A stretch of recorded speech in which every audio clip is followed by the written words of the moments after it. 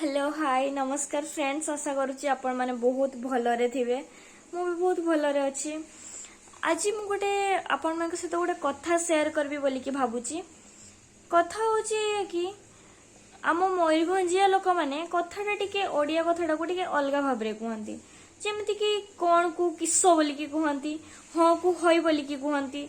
आ मत लगे यही सब कथा आम लज्जित नुहे, आम बहुत गर्वित किस ना माने आमर यहाँ लोकल लैंग्वेज आमे जिते बड़े ये लैंग्वेज रे का सहित कांटेक्ट करू कथा हो हमको बहुत निज निज टाइप रो फील हुए।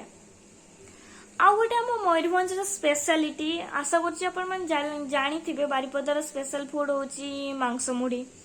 आपण आम मयूरभंज जिते जिते धनी घर को जातु जिते जिते गरीब घर को आंतु मुढ़ी पाइबे ही पाइबे। आमर एटकार फेमस फूड होची मुढ़ी। माने मुढ़ी खाइबार किसी टाइमिंग न थाए। आमर मयूरभंज लोक मैंने को भी टाइम मुढ़ी खाईदे, ब्रेकफास्ट रे भी खाईदे, लंच रे भी खाईदे, इवनिंग रे भी खाईदे, डिनर रे भी खाईदे। आ माने मुढ़ी गोटे एमती जिनस लोक मैंने माने किछि भी संगे खाईदे। चिकेन सहित खाईदे, तरकारी सहित खाईदे, किछि न डाली सहित खाईदे, चा सहित भी लोक मैंने मुढ़ी खाईदे।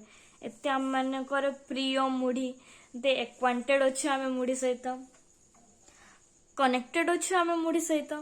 आउ मयूरभंज गोटे एमती जगह छोट रु छोट जिनस बड़ रु बड़ जिनस आम मैंने बहुत खुशी से सेलिब्रेट करूँ।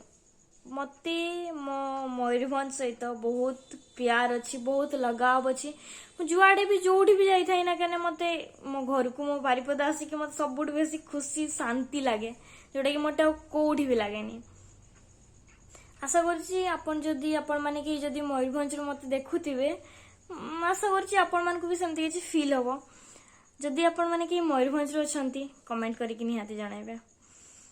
आउ मु काल टू डेली ब्लॉगिंग स्टार्ट करबी तो प्लीज सपोर्ट करंतु मते। आज बस एतिकी कहूची। जय जगन्नाथ।